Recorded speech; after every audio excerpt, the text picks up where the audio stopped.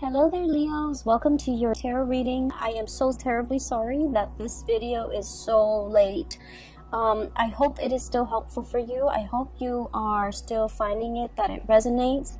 And whatever you're dealing with for this month, I hope that this provides a little bit of guidance for you. So I actually had two messages that came out for you. So I'm going to talk about them in succession, okay? So first of all, when I was shuffling out the spread, it took me a really long time to form like an image, and then once that image came out, the cards started coming out. So what I saw was very distinctly, there is a man, he's driving down like a very mountain, hilly road, okay? It's a two-lane street, and there are a lot of hills, so he's going up the hill, and he's in this really small, white, compact car.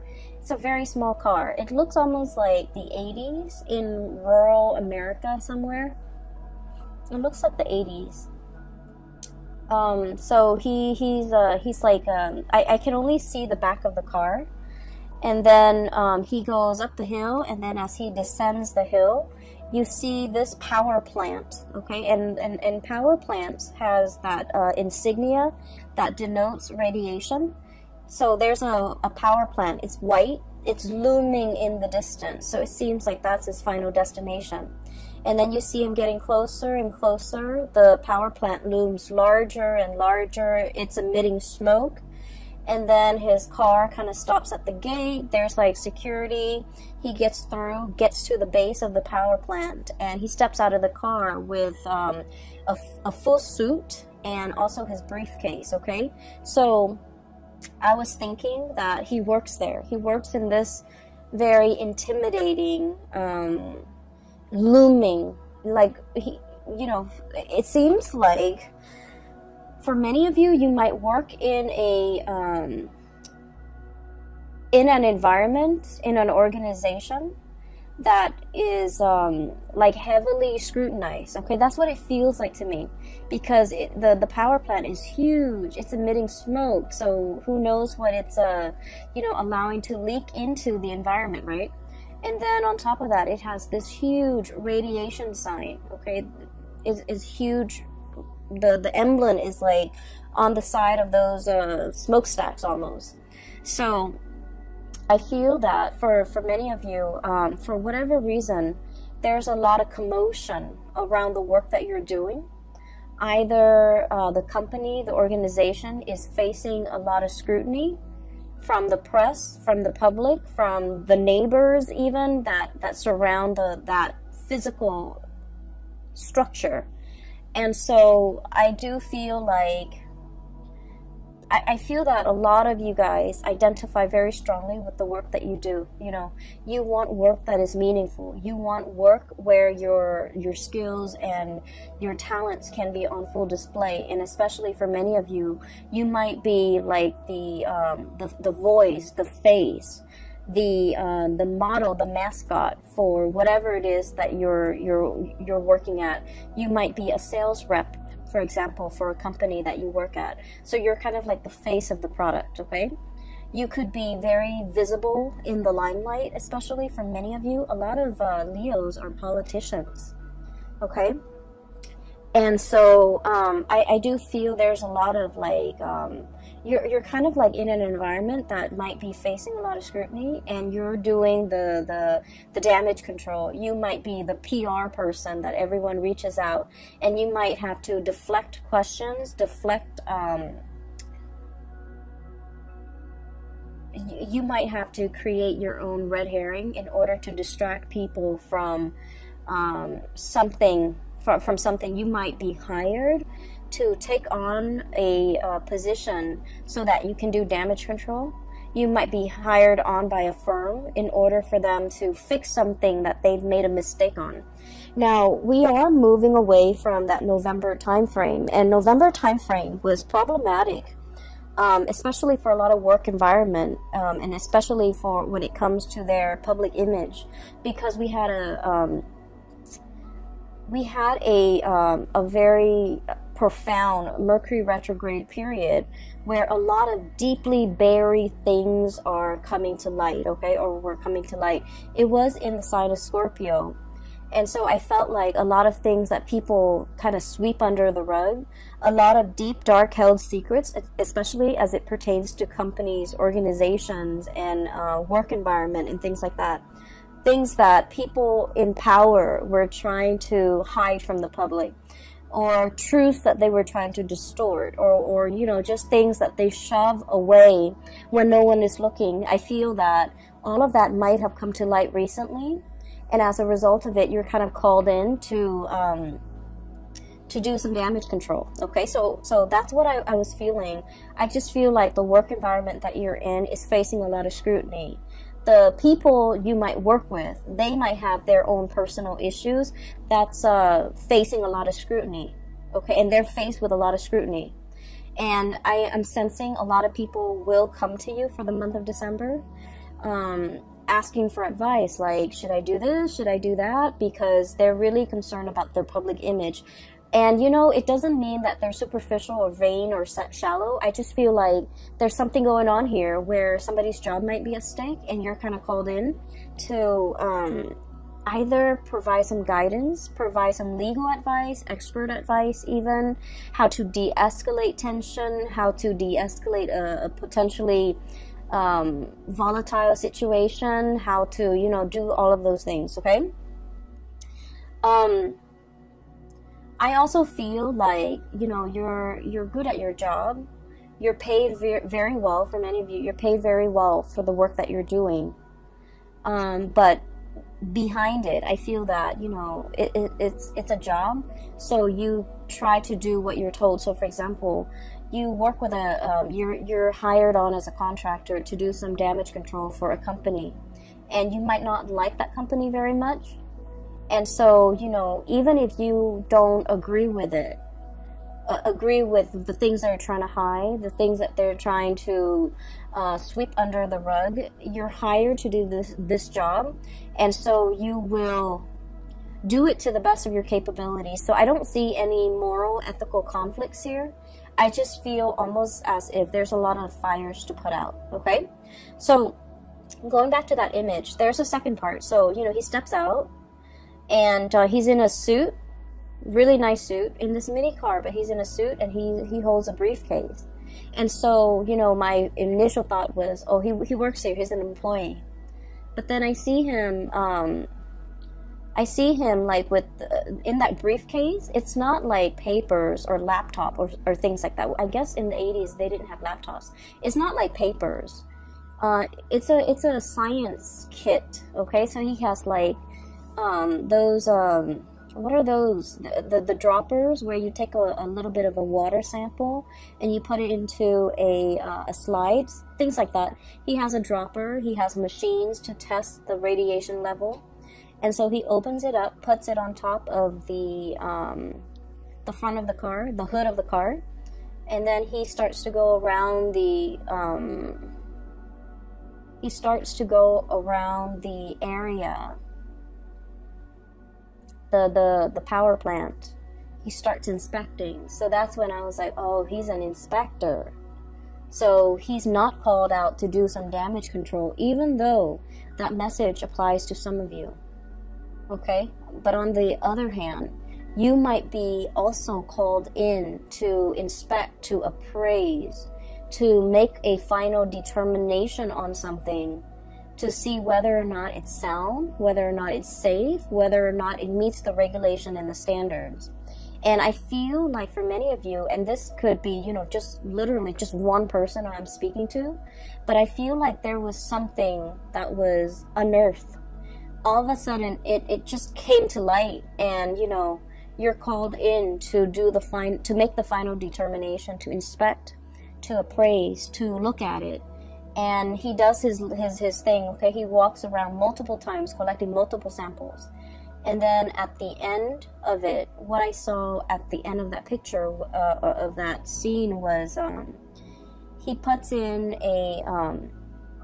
he takes like a poster from his car, okay? And then you see him get back into the car, he drives away, the security gates closes behind him, he stops the car, gets back out, and he puts this giant poster with the radiation, the hazardous sign on it, hazardous sign on it, and it says like deemed unsafe. Okay, that's what it says, deemed unsafe.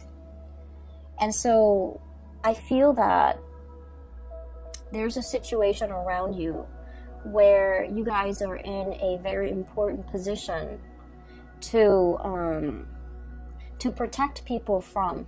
Okay, you're bringing something to light so that people can be made aware, so that people can, you know, knowledge is power, right?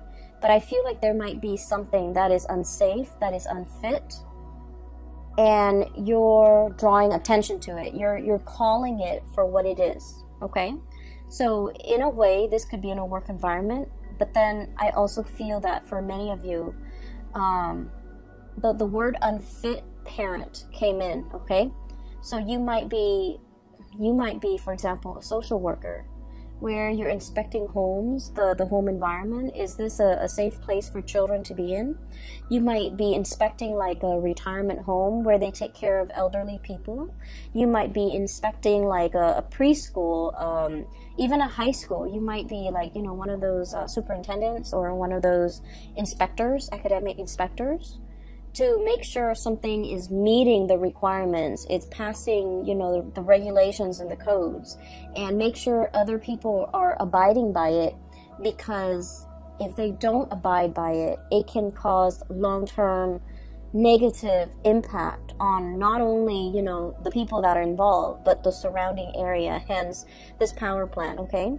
It generates power for the entire area, and if something happens to it, it will affect negatively the entire area in terms of, you know, power surges, or even worse, like chemical spills and things like that. So I feel that you're taking your job very seriously, and you're wielding a lot of power. You're wielding a tremendous amount of power, where what you say, what your findings are, what your final determination is, it will affect a lot of people. And I just have to say, Leos, you know, us fire signs were incredibly ethical. We try to always walk down that straight and narrow path, okay? We're humans. We do stray from it, okay? But I do feel that for a lot of fire signs in general, ethics and morality goes a long way. You know, there's always a right and there's always a wrong. And we don't really mix the two, okay? Water signs always know there's a right and a wrong, but they make justifications based on their emotional attachment to a specific outcome. Air signs can rationalize. They rationalize, well, it's wrong in this context, but it could also be right in that context. I feel like for a lot of fire signs, there's a right and there's a wrong, and no matter what the circumstance, you know, the circumstance doesn't justify whether or not something is right or wrong. Those things are not malleable. And so I feel that you are wielding a tremendous amount of power here, and you're doing the right thing, because you understand that by, I guess, succumbing to, you know, pressure, or by not listening to your own sense of morality, it affects a lot of people. A lot of people around you, a lot of people that might not even be family members, that you might not even know them, you know, personally, but it affects their families, it affects their livelihoods, it affects their health. And so you're doing everything that you can to make your final determination on something, possibly to close something down, to shut something down that's not healthy, or to, you know, or to like find justice in a situation, okay? I see a lot of people here where you might be looking at, you know, the way somebody is raising a child, the way somebody is taking care of another person, and you're disagreeing with the way in which they do things. And for some of you, you know, it is the holiday season. We're going to be dealing with a lot of family members, so I do feel some of these issues are coming up in the family unit. You know, it's like, you should have done this as a mother, you should have done that as a father, you shouldn't treat your parents like this. You know, all of those discussions, I feel is coming into the picture, and I keep seeing like unfit. Somebody's unfit to do something. Somebody is unfit to take care of themselves, or they're not mentally there, and they have somebody else who's managing their estate, or who's like a power of attorney, and that person is unfit because they're taking advantage of the person who's not able to take care of themselves. So I feel like all of these ethical, moral debates are coming into the picture, and I do see you discussing all of these things with family members in a very passionate manner. I don't see it being like an argument where we're arguing and screaming and you know, slicing each other left and right. I don't see that. I just feel heavy discussions over somebody's qualifications, over somebody's capabilities, over, you know, whether or not something is fit, or whether or not the situation needs to be shut down and closed off. Okay, so that's what I'm seeing. And oh, we're 16 minutes into the reading.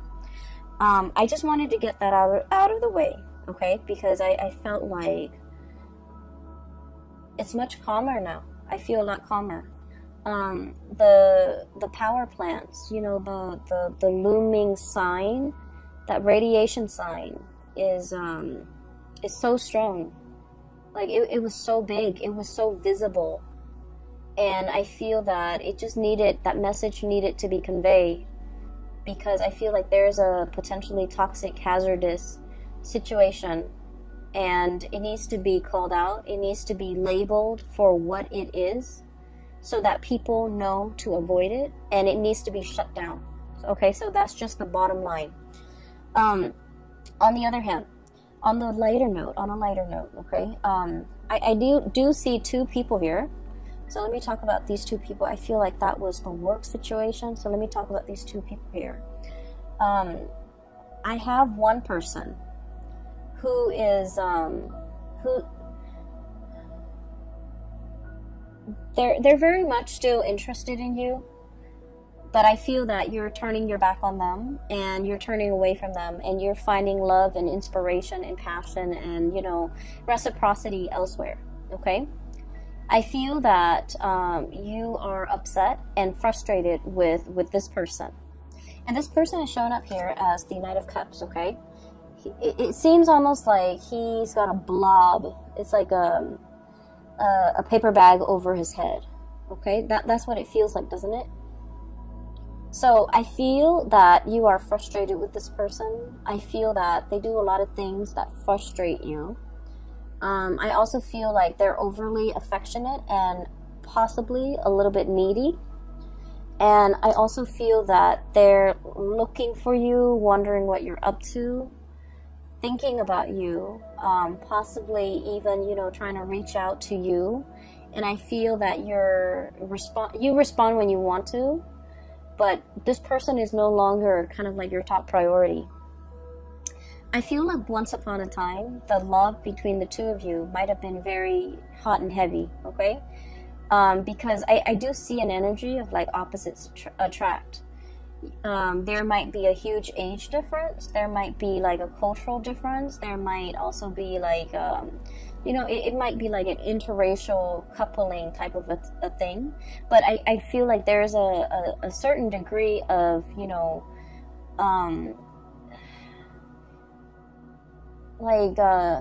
you guys are very dissimilar, okay? Very different from one another. And there's a certain degree of mismatch, and because of it, it's very passionate, it's very fun, it's exciting, but it ceases to be those things, because I do feel that you might be turning elsewhere for love and for validation and for, you know, a relationship. And so this person is wondering what you're up to. This person is like not really sure how you feel about them, and they wish they could know how you feel about them, because they're wondering and always thinking. And, you know, if you are a cross watcher, and this sounds like you, I just feel like with fire signs, what you see is what you get, okay? Fire signs are very straightforward. If they're communicating with you, they like you. If they're not communicating with you, they pretty much have exited the picture. And so I feel that for many of you, you have left this person kind of like hanging, or you've just left them out in the cold. and they might, you know, be bombarding you with messages, but I do feel that your heart is already elsewhere. And then I also feel that for some of you, you might, at the end of the day, decide that this whatever you had with this past person, I feel like it was lacking in emotional depth. It was lacking in, like, you know, it's like you talk about one thing and then they don't have an interest in it, so they steer the subject somewhere else. Or they talk about a certain topic and you have no interest in it, and so you just kind of like change the topic. So I feel like there's very little compatibility, and it created a situation where there was no chemistry. There was no emotional depth to the conversation, to the interaction. And it can feel to me like it's very time consuming or quite draining to be around this person. Not because they're a bad person, it just feels to me like it requires a lot of effort just to keep the conversation going, because you guys don't have a lot in common. I do feel that they really like you, and I do feel this person is incredibly intelligent, incredibly smart, but they're very smart. Queen of Swords, super smart, okay? Their mind is very sharp. They're very discerning and perceptive, and you know, they're probably like the really book smart type of person, but emotionally they're not very intelligent. And emotional intelligence basically means that we know how to read body language. We know that when somebody is like doesn't want to talk to us, and so we end the conversation. You know how sometimes you have like coworkers who you're super busy, you're at your desk working, right? And they see that you're working, but they keep talking and talking and talking. And you don't want to be rude and tell them, hey, you know, I'm working, get out of here. That's what I mean by emotional intelligence. Being able to read nonverbal communication, being able to pick up on, you know, people's state of being, being aware of your surrounding, looking at people and being able to read facial expressions to know if they're sad, to know if they want to be approached, to know when they want to be left alone. Emotional intelligence. So I feel like somebody here is very incredibly intelligent, but they might lack the emotional intelligence, okay? And so I feel almost like, you know, you could have a bad day and you want to talk to them about your bad day, and they, you know, you look distressed, right? And they should know that. And then rather than letting you vent, letting you talk, they steer the topic away from something that is not even remotely important. And so I feel that it frustrates you, and it hurts you too, to feel that you're not validated, okay? To feel that they're not acknowledging that you've had a bad day. They're not acknowledging your distress. They're not picking up on these cues.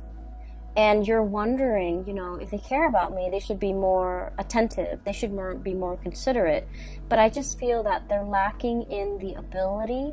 It's not the ability to sympathize or empathize. If they're aware, then they would know. They're just lacking in the ability to pick up cues. Hence, this person, it's almost like they've got that plastic bag or the paper bag over their head. They're walking around, you know, not a bad person at all, but they're lacking in being able to know their environment, being able to sense their environment, being able to navigate their environment successfully in an emotional way, okay? So this is somebody that is that doesn't form emotional attachments, and so they're kind of you know, their friendship circle might be very, very small. It might also be quite superficial. They don't have depth to their relationships with other people, and I feel that you're understanding that. I do see you turning away. We have here the Knight of Cups and the Ace of Wands. This pangolin, I guess, with the swan, is turning away, walking away, moving away from a situation. Mainly because I do feel that you need more validation. You need that sense of reciprocity. You need somebody who is a lot more considerate, okay? Like in your eyes, you feel this person is very inconsiderate, but I do sense that you want somebody who's a lot more emotionally available. And so enters this person, and this is the second person here. We have here the Queen of Cups. And I'm not reading the suit as a person anymore, because we have a lot of cross watchers. We have a lot of people with different planetary aspects.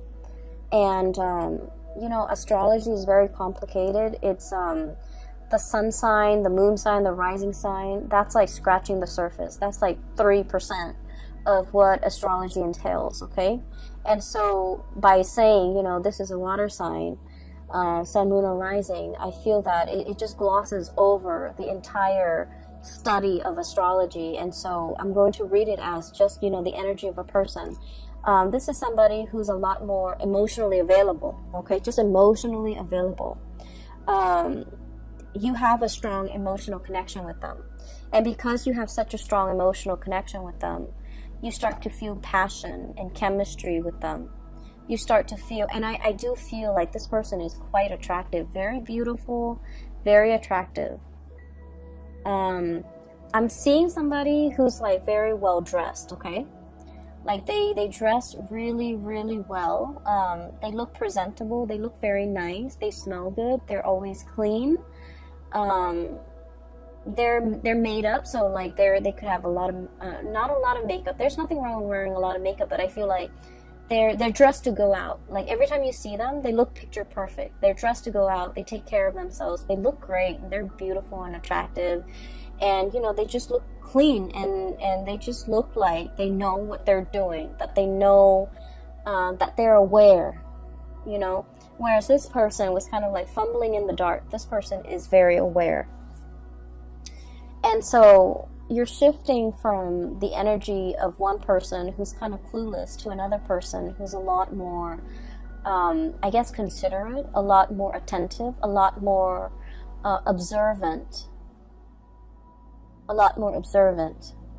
I also feel that you could be dating two people. One person is quite fun. The other person, there's a very strong emotional connection. There's strong attraction. But they might be a little bit more on the selfish or the possessive side, okay? So one person might be a little bit more possessive. Like, I didn't mean to say selfish. I meant to say jealous, but selfish came out, so maybe. So selfish, or like they're a little bit more wrapped up in what they want, in their emotions, in what they want, in what they want to hold on to. And I feel like the emotions are very, very intense, okay? This is somebody that, you know, you've dated them for a really short time, and they talk about love. And it's not like they're just blurting it out. I feel that they feel emotions very strongly, and so they want to express themselves. And they're just very honest, very open with how they feel, and they know how they feel at all times. Whereas this person was not like that. They held back. They didn't communicate emotionally. And so this is a breath of fresh air for you. I would urge you, the passion is really strong here, Ace of Wands. I would urge you to slow down. You're kind of like going from one extreme to the other. That's what it feels like to me. And so I would urge you to slow down, because I feel like this person over here, there's a lot of passion, there's a lot of chemistry. You guys are a very good match. But they might be in a position where, you know, they're thinking about like, let's put a ring on it. Let's get married. Let's start a family. And it's like 3 months in the 3 weeks into the relationship, and they're already planning these things. And so I do feel possessiveness. I do see a sense of jealousy with this person. It's someone who's fiercely loyal, but they're also fiercely protective of the things and the people that they love, okay? She's like gripping and holding on to this lobster. And then I also feel like The realization here with this Judgment card is you're a little bit taken aback by the intensity of this person. When you were dating this person, you wanted intensity. You wanted passion. You wanted intensity. And then, so this relationship was lacking in that. So you might have moved away from it. And now you're meeting exactly the person that you were hoping for. Intensity, passion. And then you realize that the intensity is too much. So you're kind of like stuck in this loop, okay? And that's what I mean by you're moving away from one extreme and landing yourself in the other end of the spectrum. And so if you're still dating this person, I almost feel like, you know, it's that hazardous sign. It's that hazardous sign where it's telling you to caution. It doesn't mean they're bad people. It just means, you know, you have to think about, why is this person so possessive? Why is this person so jealous? Why is it 3 weeks into this relationship and they're already talking about marriage, talking about children, talking about, you know, moving in together, getting a house, getting engaged? So mull these things over, mull over these decisions, because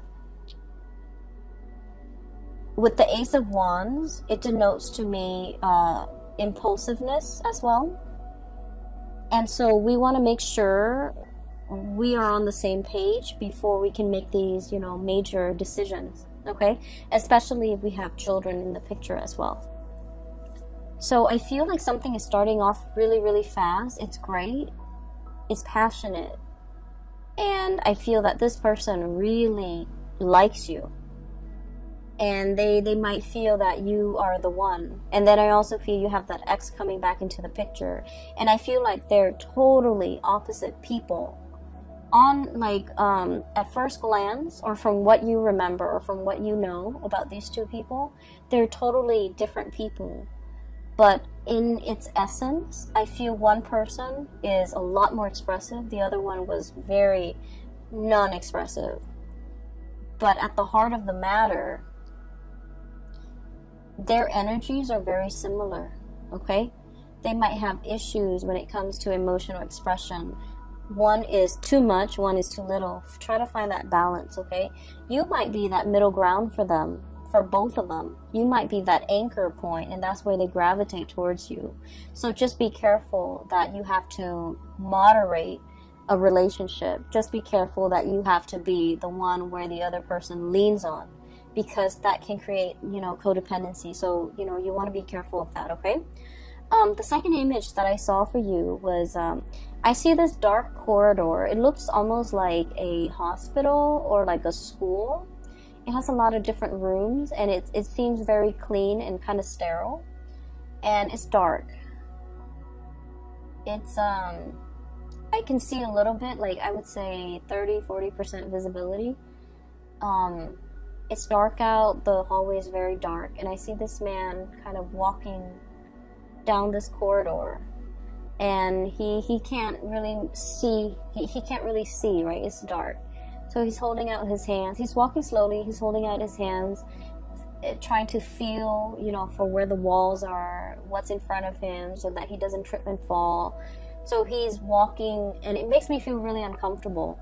I'm looking at him walk down this hall, but I feel the discomfort because, you know, when we're in that kind of an environment where we don't know what's underneath us, where we don't know what's 10 feet in front of us, it can feel very unnerving, and it can also feel just really uncomfortable, vulnerable and exposed and uncomfortable. Okay, those are like the messages that came through, especially like vulnerable. And so I do sense heavily that you're in a environment where something is very new, and it makes you feel a little bit vulnerable and a little bit exposed and a little bit uncomfortable as well. Do I take off running? You know, do I just run to the end of the hall and hope that everything will be okay? And you know, what use is it if I'm meant to get hurt? Do I just get an early start and just run and make it fast and swift? Or do I slowly put myself through this agonizing discomfort feeling around for what's in front of me, feeling around for what's around me, and prolonging the discomfort, right? So I feel like those are the thoughts going through this man's head as he heads down this hallway. From what I can see, the hallway is clear. There are no chairs just thrown about. There's nothing that can really hurt him. It's a sterile environment. And so I just feel like a lot of what you're experiencing is the novelty, the newness of a situation where you're going to have to kind of, it's like you don't have the map, you don't have the blueprint, you don't have the previous knowledge about the situation. And so you're kind of like thrown in and, you know, forced to figure things out. For some of you, you might be dating somebody who might have children, and you're doing this for the very first time. And you're just like, I don't know how this is going to play out, but, you know, I'll do it little by little. You might be like in a relationship, and you're meeting somebody's parents for the first time. And you're just like, I don't know, it's going to be, you know, a little bit strange, uncomfortable, awkward even. But let me just jump in and then feel things out. And then for others, you might be taking somebody, excuse me, you might be dating somebody who is ethnically, culturally, very different from you, religiously very different from you. And, you know, you've always had like preconceived notions in the back of your mind. It's going to be like this, or they're like this, you know, so-and-so is like this race, this religion is like this culture is like this. And so you're kind of like nervous about like how to bridge that cultural divide, how to bridge that divide in general with a significant other or somebody that you're dating. And I do feel what's coming through is relationships that are very new, like a budding romance where there's still a lot of chemistry, a lot of getting to know each other, a lot of like, you know, showing your best selves to each other because the relationship is still very new. And new love is always, you know, really sweet, but it comes with it that sense of butterflies in your stomach because you don't know everything about the other person, and you're still trying to figure things out, and you're still learning about each other, and it makes it really exciting. So I feel like this spread is all about that you know, that it's like a fizzy, almost like champagne, sparkling water. It's like that, the fizziness, the fuzziness, the butterflies in your stomach that comes with the territory, that comes with a new job. It comes with a new relationship. It comes with like a situation where you're thrown into an environment that is very brand new to you. You don't have a map. You don't have guidelines. You don't have like a manual for how to do things. All you can do is dig through, you know, your lab kit and, you know, take a little bit of sample here, take a little bit of sample there, take samples, test the parameters, and then reach your conclusion. So I feel like you're in a very good environment to I don't feel like it's experimentation, but I feel like it's like testing the waters, okay? Testing the waters, navigating this environment so that you can make the final determination, like, you know, is this worth my time? Is this going to work out for me? Is this what I thought it would be? And I feel that you are very pleasantly surprised that what you thought was one way was another. What you thought this person was going to be turns out to be another. Okay, that can be good or that can be bad, but I do feel this sense of like, you know, this fizziness coming through where you're experiencing the joys of the anticipation, the excitement, and the trepidation, all of it. And I feel like it's all surrounding a new situation that you're navigating, and especially a new relationship, okay? I've talked enough about that. So I have the Ace of Wands here, and this is what I saw earlier as you have the stick of power in your hand to change a lot of lives and to make things better for other people. I also feel we have the World. A cycle is closing up with another person, with one person, and something new is coming into the picture with this World card. And then we also have as well the Hierophant and the Seven of Cups, okay? I usually look at this in tandem, like the reading the cards and how they interact with each other. This is all your findings. These are all your results. These are all the things that you imagine something to be. And you're making that final determination, writing up your analysis, writing up your assessment, writing up your findings. And, you know, people are deferring to your judgment, okay? So the last 4 cards is very much about, you know, the major energies for this year, because we have the Hierophant and the Hangman, which are major arcana cards. So I do sense here a conclusion is reached. People are waiting for your final say, for your final word, for your word of wisdom to tell them whether or not something is fit or whether or not something is a good fit. Okay, so you might even have like 2 potential suitors waiting around for you and asking you to decide. Okay, asking you to decide. Like, is it going to be me or is it going to be that other person? And I feel like you've already made up your mind, because you want to go for that relationship that has a lot more emotional depth to it. And you're meeting somebody that will show you the depth of emotion like nobody else can. Okay, I will leave it at that. Thank you so much for joining me for this reading. I hope it is helpful for you guys. And I promise you, I promise, okay? And this is no joking matter. I will get your videos out on time. For the month of January, we have the holiday season. Work is slowing down a little bit for me. So I should be able to publish them on time, alright? I wish you all a very wonderful holiday season, and I'll see you in January, okay? Take care.